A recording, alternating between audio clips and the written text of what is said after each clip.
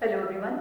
हम BEd second year का paper 12 कर रहे हैं। गाइडेंस एंड काउंसलिंग यूनिट 2 हमारी चल रही है और काउंसलिंग का टॉपिक हम देख रहे हैं। काउंसलिंग की अभी तक हमने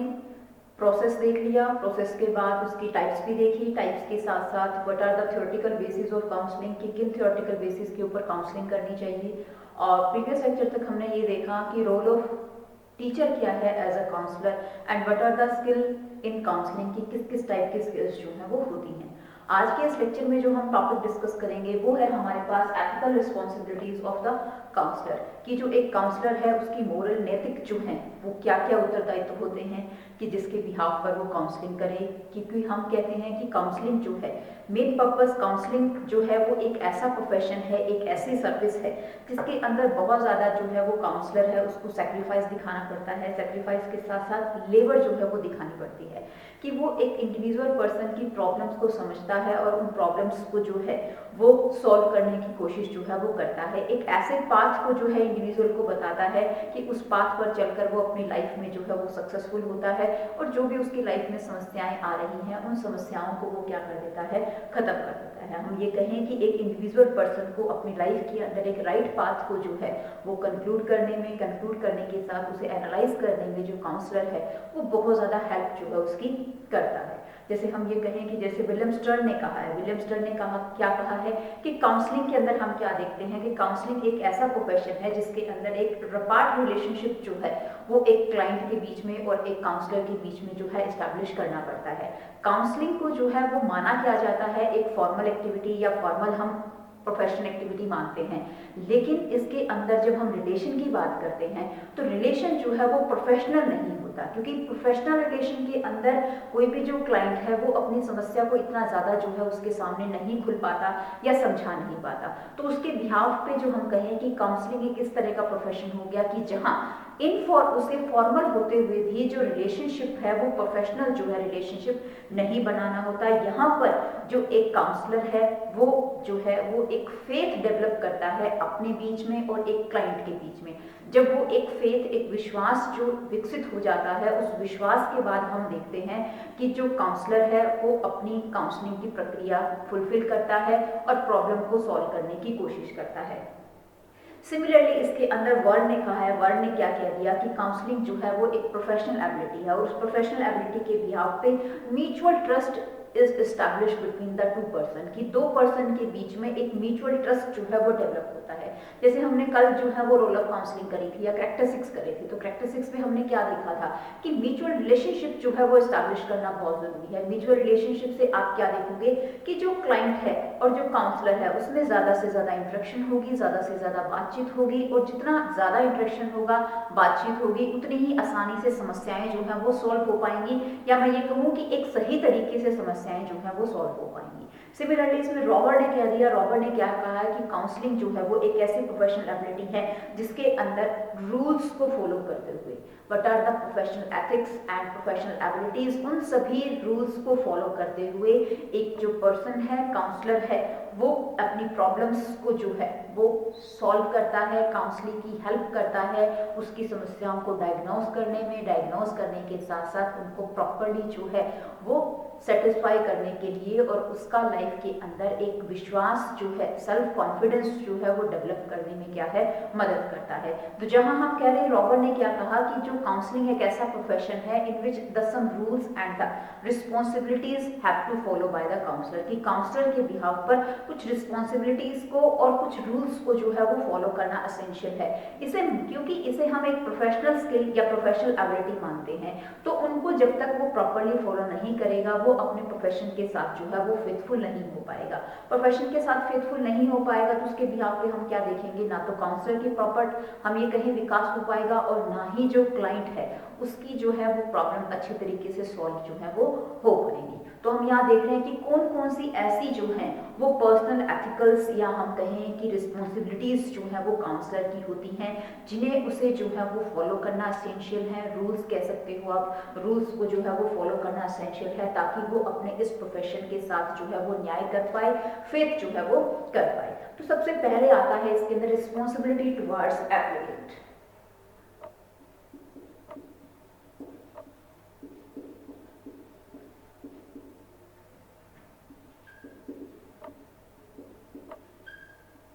responsibility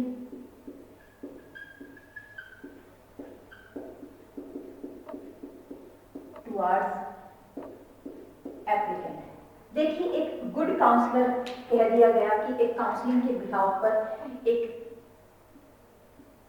काउंसलर की मेन रिस्पॉन्सिबिलिटी बनती है कि वो अपने क्लाइंट की तरफ जो है वो रिस्पॉन्सिबल हो। रिस्पॉन्सिबल का मतलब क्या हो गया कि जब तक उसकी समस्याएं अच्छे तरीके से सॉल्व नहीं हो पाए, वो जो है काउंसलर अपने बिहाव पर, अपने काउंसलिंग प्रोसेस के बिहाव पर सेटिस्फाई जो है वो नहीं होना चाहिए। या मैं ये कहूँ कि जो काउंसलर है that show the full sincerity towards it's work, कि वो अपने वर्क की तरफ, अपने कार्य की तरफ जो है वो सिंसियर होना चाहिए, डिसिप्लिन होना चाहिए। जितनी ज़्यादा वो हम ये कहें क्लेवरनेस जो है वो अपने काउंसलिंग प्रोसेस में दिखाएगा, उतनी ही ज़्यादा वो जो है अपने प्रोफेशन के प्रति जो है वो जस्टिस कर पाएगा और अपना जो क्लाइंट है उसको भी जो है वो जस्टिफाई कर पाएगा, उसकी समस्याओं को अच्छी तरह से सुन पाएगा और उन समस्याओं को सुनने के साथ साथ उन्हें आसानी से जो है वो सॉल्व भी इसके अंदर कर पाएगा। तो हम ये कहें कि एक रिस्पॉन्सिबिलिटी टुवर्ड्स एप्लीकेंट, जो भी क्लाइंट आया है, जो क्लाइंट आया है वो अपनी प्रॉब्लम लेके आया है, तो प्रॉब्लम के बिहाव पर जो काउंसलर है उसे अपनी रिस्पॉन्सिबिलिटी को ध्यान रखना है,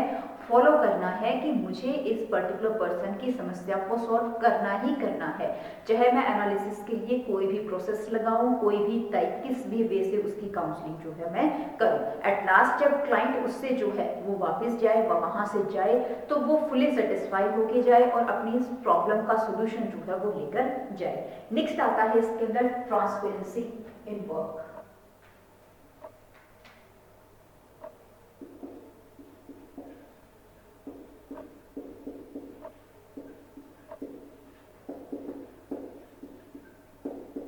जो काउंसलर का कार्य है उस कार्य के अंदर क्या होनी चाहिए, पारदर्शिता होनी चाहिए। पारदर्शिता का मतलब जब हमने कैरेक्टरिस्टिक्स करी थी तो हमने ये कहा था कि जो क्लाइंट है या काउंसलर है उसके अंदर अच्छे जो है वो मॉरल वैल्यूज होनी चाहिए। अच्छे मॉरल वैल्यूज मीन्स कि वो किसी के प्रति जो है वो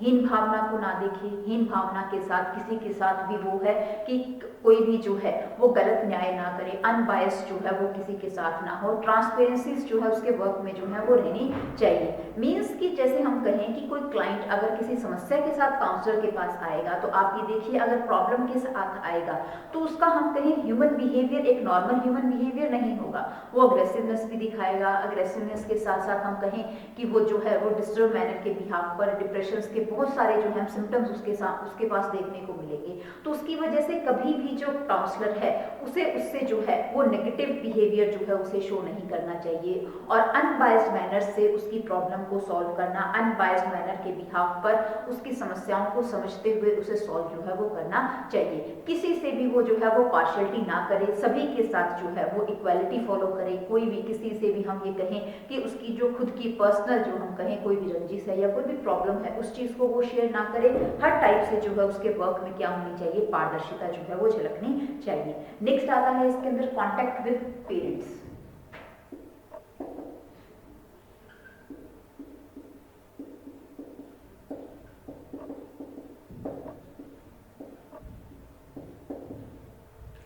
जो अभिभावक हैं जिस भी क्लाइंट की, तो उनके साथ कांटेक्ट करना जो है वो बहुत जरूरी है, क्योंकि जब काउंसलर जो है वो पेरेंट्स के साथ कांटेक्ट करेगा, गार्जियन से जो है वो कांटेक्ट करेगा, तो उससे जो इन्फॉर्मेशन है उसके अंदर क्या आएगी, क्लैरिटी। क्योंकि कई बार जो क्लाइंट क्या करता है कि हम में जो है वो एक ह्यूमन बिहेवियर होता है कि जब हमारे पास हमें कोई समस्या है तो उस समस्या को जब हम दूसरे के सामने शेयर कर रहे हैं तो कई बार हम उस चीज का ब्लेम जो है वो किसी दूसरे पे डाल देते हैं। कि ये एक थिंकिंग है, ये एक ह्यूमन बिहेवियर है कि किसी को कोई समस्या है अपनी लाइफ में तो उस समस्या का मेन रिस्पॉन्सिबिलिटी या रिस्पॉन्सिबल जो है वो किसे मानता है, किसी दूसरे पर्सन को जो है वो मानता है। तो इस तरह की जो इन्फॉर्मेशन हैं या एक क्लियर और कहीं सही जानकारी अगर हमें चाहिए तो उस चीज के लिए काउंसलर का मेन हम ये कहें कि एक ऑब्जेक्टिव उद्देश्य होना चाहिए कि वो जो क्लाइंट है उसके पेरेंट्स के साथ कॉन्टेक्ट करे, उसके गार्जियन के साथ कॉन्टेक्ट करे, ताकि उसकी जो है प्रॉपरली केस स्टडी कर पाए और उसकी हर टाइप से इंफॉर्मेशन जो है वो गेन कर पाए। नेक्स्ट आता है इसके अंदर कॉन्फिडेंशियल।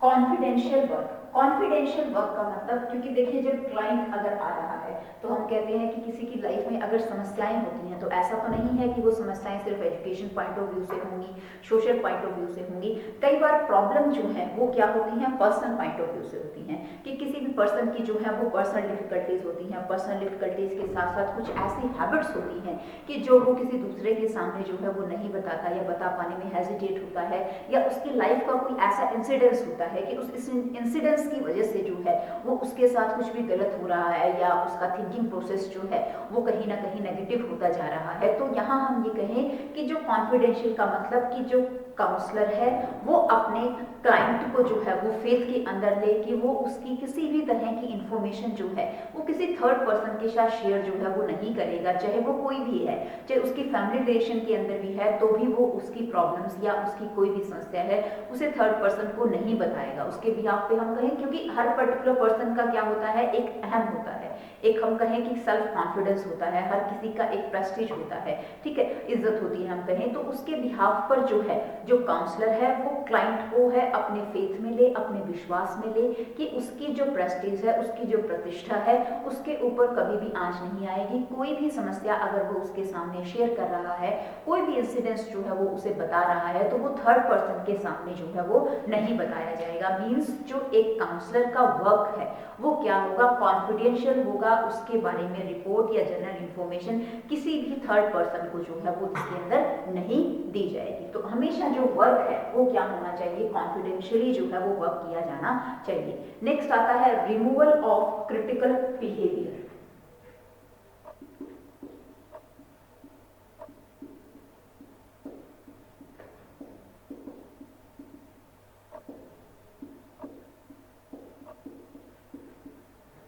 क्रिटिकल बिहेवियर यानी कि आलोचनात्मक जो व्यवहार होता है उसको जो है उसे नहीं लाना। आलोचनात्मक व्यवहार कैसे, मानव प्रकृति है, कोई भी पर्टिकुलर पर्सन है उसके पास अगर समस्या है तो ऐसा तो नहीं है कि उस समस्या को वो एक ही जो है वो पर्टिकुलर पर्सन से जो है वो डायग्नोज कराएगा। जैसे हम कहते हैं कि हमें कोई बीमारी है, उस बीमारी का इलाज करवाने से पहले अगर हम राय लेते हैं तो किसी एक डॉक्टर से तो राय नहीं लेते, उसकी राय लेने के लिए हम नंबर ऑफ डॉक्टर्स के पास जाते हैं, कभी एक के पास गए, कभी दूसरे के पास गए, कभी तीसरे के पास गए, और हम क्या है ये कहते हैं कि उस डॉक्टर ने तो ऐसे कहा था, उस डॉक्टर ने जो है वो ऐसे कहा था। मीन्स जो पर्सन है, जो कोई भी जिसके पास ये समस्या है, तो ऐसा नहीं है कि वो सिर्फ एक ही काउंसलर के पास जाएगा, सिर्फ उसी से अपनी प्रॉब्लम जो है वो शेयर करेगा। कई बार हम क्या देखते हैं कि अगर जो काउंसलर है वो उसे अपने विश्वास में नहीं ले पाता है, उसके साथ पॉजिटिव इंटरेक्शन नहीं बना पाता है, तो वो किसी थर्ड के पास जो है वो या सेकंड काउंसलर के पास जो है वो जाएगा। तो सेकंड काउंसलर या कोई भी काउंसलर, उसकी ये प्रोफेशनल एथिक्स है, उसकी ये मॉरल वैल्यूज हैं कि वो किसी भी जो काउंसलर की उसके सामने बुराई नहीं करेगा,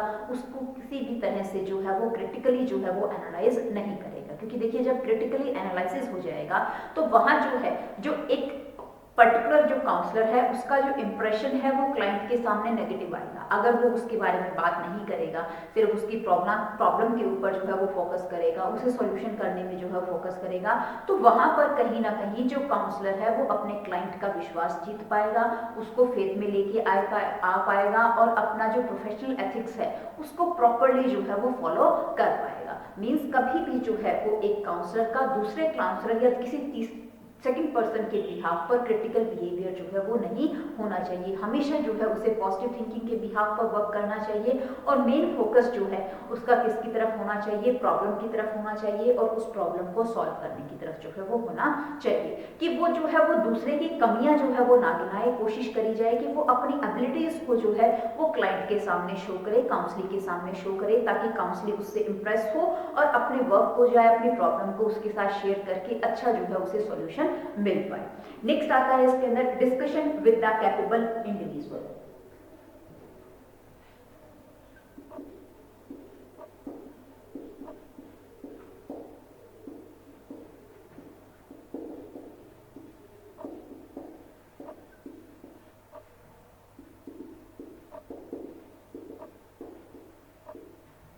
एक विशिष्ट व्यक्ति से क्या होनी चाहिए, बातचीत जो है वो करनी चाहिए। Capable individual, capable individual means देखिए एक क्लाइंट अपनी समस्या के साथ काउंसलर के पास आया तो काउंसलर जो है वो हर साम दाम दंड हर तरीके से जो है वो क्या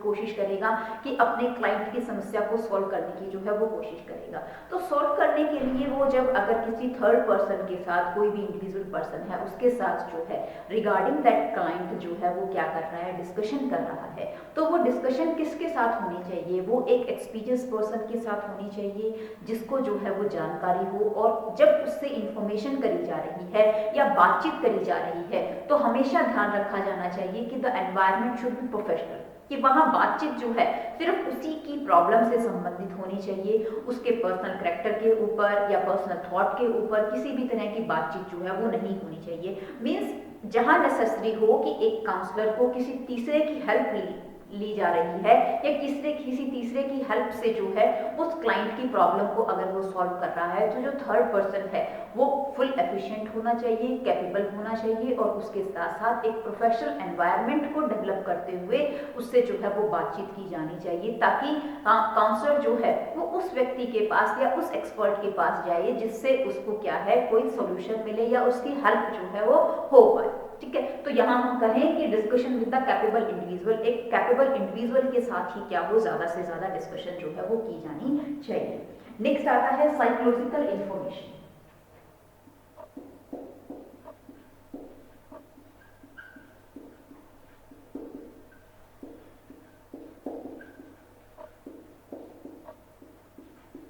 जो एक काउंसलर है उसको हर तरह से मनोवैज्ञानिक रूप से हर तरह की जो है वो सूचना के बारे में जानकारी होनी चाहिए। साइकोलॉजिकल रूप से कैसे, देखिए जब काउंसलिंग करी जाती है तो काउंसलिंग के अंदर जब हम डायग्नोज करते हैं, प्रॉब्लम को सॉल्व किया जाता है तो उसके अंदर जो वे ऑफ मेथड की बात करी जाती है तो उसमें नंबर ऑफ टेस्ट जो है वो लगाए जाते हैं। पर्सनैलिटी टेस्ट को डायग्नोज करने के लिए पर्सनैलिटी टेस्ट लगाया जाता है, इंटेलिजेंसी टेस्ट जो है वो लगाया जाता है, एनालिसिस करने के लिए अलग अलग हम कहें टेस्ट जो है उसके साथ जो है वो लगाए जाते हैं। कई बार प्रोजेक्टिव हो जाते हैं, कई बार नॉन प्रोजेक्टिव हो जाते हैं। तो जो एक काउंसलर है उसके पास फुल इंफॉर्मेशन होनी चाहिए किस चीज़ की, कि पर्सनालिटी के जो टेस्ट हैं, वेरियस टाइप ऑफ टेस्ट हैं, वो किस तरह से जो हैं वो डेवलप करने हैं, किस तरह से उनको जो है वो लेना है, हर चीज़ की इंफॉर्मेशन जो है वो होनी चाहिए। क्योंकि जब पर्टिकुलर पर्सन को साइकोलॉजिकल पॉइंट ऑफ व्यू से एक काउंसलर को अगर पूरी जानकारी है तो उसे प्रॉब्लम को, जो अपना क्लाइंट है उसकी समस्या को सॉल्व करने में ज़्यादा समस्याएं नहीं आती,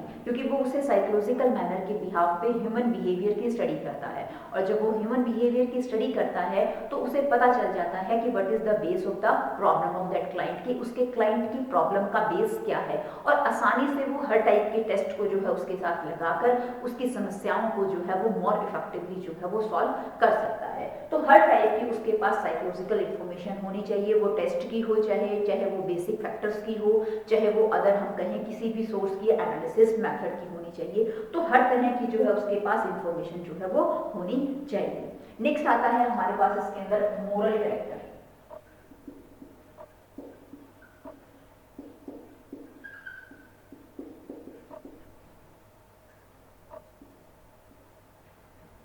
एक व्यक्ति की जब हम प्रॉब्लम सॉल्व कर रहे हैं तो उन प्रॉब्लम को जब सॉल्व किया जा रहा है तो एक जो काउंसलर है उसका कैरेक्टर भी क्या होना चाहिए, अच्छा होना चाहिए। जो उसके नैतिक पक्ष हैं वो अच्छे होने चाहिए। मीन्स हम ये कहें कि वो कोई भी माल एडजस्टमेंट, कोई भी एबनॉर्मल बिहेवियर उसका खुद का नहीं होना चाहिए। उसके साथ साथ हम कहें इनएप्रोप्रिएट, जब वो क्लाइंट को जो है वो बातचीत कर रहा है तो उसका मेन मकसद उसकी प्रॉब्लम को सॉल्व करना और ऐसे सॉल्यूशंस जो हैं उसे देने that should be beneficiary for that, कि क्लाइंट के लिए वो क्या हो, बेनिफिशियल हो, उसके लिए हमेशा लाभप्रद हो, कि उसकी प्रॉब्लम को सॉल्व करते करते उसकी लाइफ में उसे किस तरह से एडजस्ट करना है वो चीज़ जो है वो डेवलप होनी चाहिए। मॉरल वैल्यूज के साथ साथ हम कहें कि जो एक मॉरल कैरेक्टरिस्टिक्स, एक अच्छे नैतिक मूल्य वाले व्यक्ति जो है वो हमेशा किसी दूसरे का क्या है हम कहें फेथफुल हो पाएगा। उसके साथ साथ उसकी जो है कोशिश क्या रहेगी, उसके प्रॉब्लम को जो है वो सॉल्व करेगा। कभी भी कोऑपरेटिव नेचर होना चाहिए, जेलेसी फैक्टर जो है उसे नहीं दिखाया जाना चाहिए। तो मॉरल कैरेक्टर जो है वो एक अच्छा मॉरल जो है होना चाहिए, क्योंकि जैसा हम कहें कि एक्सप्रेशंस जो है वो काउंसलर अपना जो है वो किसके ऊपर, क्लाइंट के ऊपर डालेगा, वैसा ही जो है वो क्लाइंट भी बिहेव करने की कोशिश जो है वो करेगा। तो अगर वो अपने बिहेवियर के अंदर पॉजिटिव फैक्टर्स या पॉजिटिव चीजें जो है वो शो कर रहा है, उसे दिखा रहा है, तो वहां आप क्या देखोगे, जो क्लाइंट है उसके बिहेवियर के ऊपर उसकी इमेज, उसकी छाप जो है वो पड़ेगी और वो अपने आप की प्रॉब्लम्स को जो है उसी तरीके से सॉल्व करने की कोशिश जो है वो करेगा। तो उसका हम कहें कि एक क्लाइंट का प्रॉपर बिहेवियर अगर हम मॉडिफाई करना चाहते हैं तो एक अच्छे मॉरल कैरेक्टरिस्टिक्स जो है वो क्लाइंट के काउंसलर में होने चाहिए। नेक्स्ट आता है इसके अंदर acceptance of parents.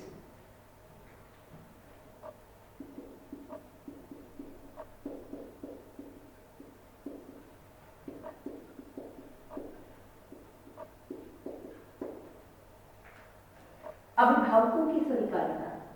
Contact with the parents में हमने क्या देखा था कि उसकी हर तरह की इंफॉर्मेशन जो है वो लेने के लिए हम क्या कर रहे थे कि उससे पेरेंट्स से बातचीत कर रहे थे। तो लेकिन यहाँ क्या है, एक्सेप्टेंस ऑफ पेरेंट्स की, अगर हम किसी भी पर्टिकुलर पर्सन की, क्लाइंट की प्रॉब्लम को सॉल्व कर रहे हैं तो जो परमिशन हम कहते हैं, जैसे हम कहते हैं कि डॉक्टर जो है वो अगर किसी भी पर्टिकुलर पर्सन का अगर ऑपरेशन कर रहा है, उसे डायग्नोज कर रहा है, तो उससे पहले एक फॉर्मेलिटी के बिहाफ पे परमिशन लेटर्स जो है वो साइन करवाए जाते हैं। एप्लीकेंट लेटर्स जो है वो कौन करता है, that should be done by the guardian and the parents. तो सिमिलरली जब हम काउंसलर की बात करते हैं, काउंसलिंग की बात करते हैं, क्योंकि यहाँ पर भी एक समस्या को जो है वो डायग्नोस किया जा रहा है, उससे जो है वो एक डॉक्टर और पेशेंट का ही रिलेशनशिप होता है। तो इसलिए जो गार्जियंस हैं और जो पेरेंट्स हैं उनकी अंडर ऑब्जर्वेशंस, उनकी जो है वो देख रेख के अंदर ही काउंसलर को अपना काम जो है वो किया जाना चाहिए, ताकि क्लाइंट के बिहाफ पर, क्योंकि देखिए जब क्लाइंट के को वो नंबर ऑफ सॉल्यूशंस बताएगा, उससे वे ऑफ टॉकिंग, उसका बिहेवियर जो है वो मॉडिफाई करेगा,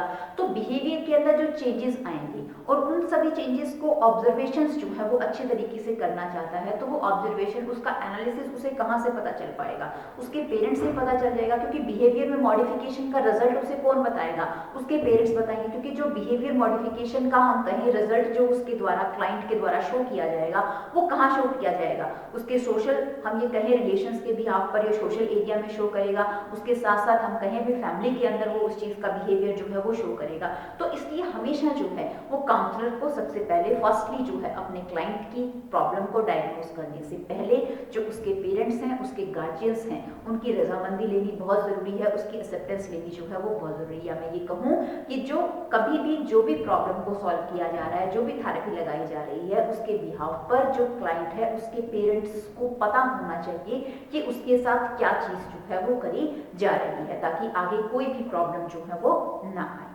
नेक्स्ट आता है sense of respect towards the client.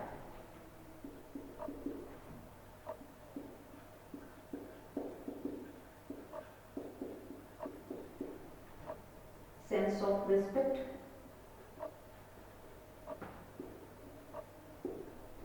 Towards client.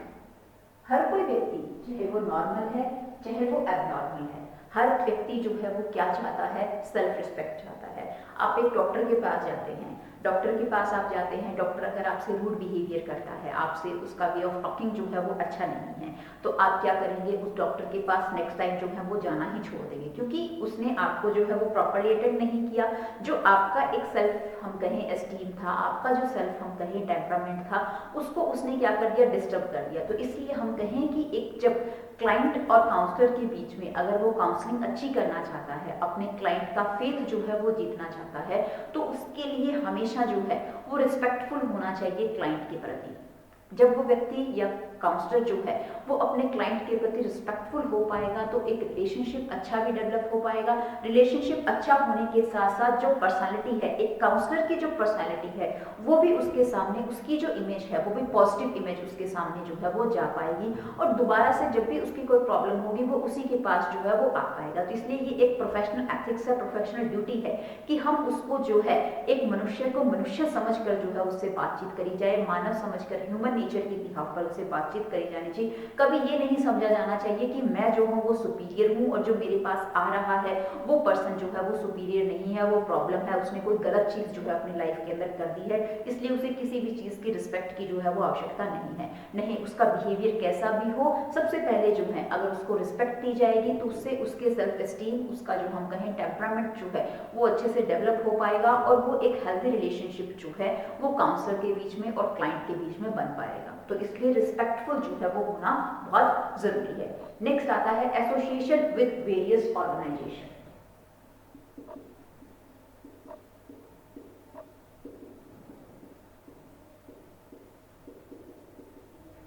With various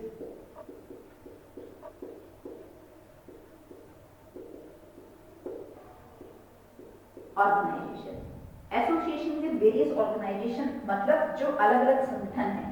जिनसे प्रॉब्लम्स जो है वो सॉल्व हो सकती हैं, तो उससे पर्टिकुलर पर्सन को जो है वो असिस्टेंस लेनी बहुत जरूरी है। क्लाइंट जो है वो हमेशा कोशिश करे कि सिस्टमेटिक जो ऑर्गेनाइजेशन है जो कि हेल्प करती हैं किसी भी प्रॉब्लम की डायग्नोज करने में, तो उनसे फुली जो है वो एसोसिएट होकर रहना बहुत ज़रूरी है। जो अदर प्रोफेशनल पर्सन है जो इंस्टीट्यूशन लेवल के ऊपर, हायर अथॉरिटी के लेवल के ऊपर, तो उनसे जो है जो क्लाइंट है उसकी प्रॉब्लम को उसे डिस्कस करना चाहिए। डिस्कस करने के साथ साथ उनसे जो है वो उसकी अंडर ऑब्जर्वेशन जो है वो वर्क करनी चाहिए, क्योंकि इससे अगर वो क्या देखेगा कि एक अच्छे तरीके से प्रॉब्लम भी जो है वो सॉल्व हो पाएगी और एक जो काउंसलिंग का फॉर्मेट है, जो एक प्रोसेस है, वो अच्छी तरीके से जो एक काउंसलर की बिहाफ पर जो है वो फॉलो किया जाएगा। क्योंकि हमारे पास क्या थे, कुछ रिस्पॉन्सिबिलिटीज थी, एथिकल रिस्पॉन्सिबिलिटीज जो कि काउंसलर को जो है वो फॉलो करनी चाहिए जब वो किसी भी पर्सन की प्रॉब्लम को जो है वो सॉल्व कर रहा है। तो यहाँ हमारे पास रिस्पॉन्सिबिलिटी टुवार्ड्स एप्लीकेंट की तरफ उसकी रिस्पॉन्सिबिलिटी होनी चाहिए, उसके वर्क के अंदर ट्रांसपेरेंसी होनी चाहिए, पारदर्शिता होनी चाहिए, अभिभावकों से उसकी ज़्यादा से ज़्यादा जो है वो बातचीत होनी चाहिए, उससे जो है उसका कॉन्टैक्ट होना चाहिए, उसका जो हम कहें कॉन्फिडेंशियल की उसे जो है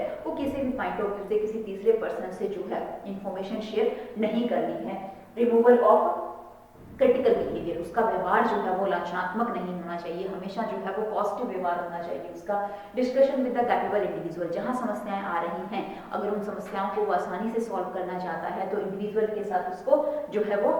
डिस्कशन करनी चाहिए regarding the problem. Psychological fully information होनी चाहिए, टेस्ट की है, उन टेस्ट को किस तरह से फॉलो करना है, परफॉर्म करना है, साइकोलॉजिकल बिहेवियर है, हर चीज़ की जो है उसमें इंफॉर्मेशन होनी चाहिए। एक अच्छा मॉरल कैरेक्टर होना चाहिए पर्टिकुलर पर्सन का। एक्सेप्टेंस ऑफ पेरेंट्स की देखरेख के अंदर उनकी परमिशन के साथ ही जो है वो काउंसलिंग करी जानी चाहिए। Sense of respect towards client की तरफ सेल्फ रिस्पेक्ट जो है वो दिखानी बहुत जरूरी है। Next, association with the various organisation, जो अलग अलग संगठन है उनको जो है जो ऑर्गेनाइजेशन है, संस्थाएं हैं, उनकी हेल्प से जो है उसे वर्क किया जाना चाहिए। तो हम ये कहें कि अगर हम एक अच्छा जो है वो काउंसलर या अच्छा जो है वो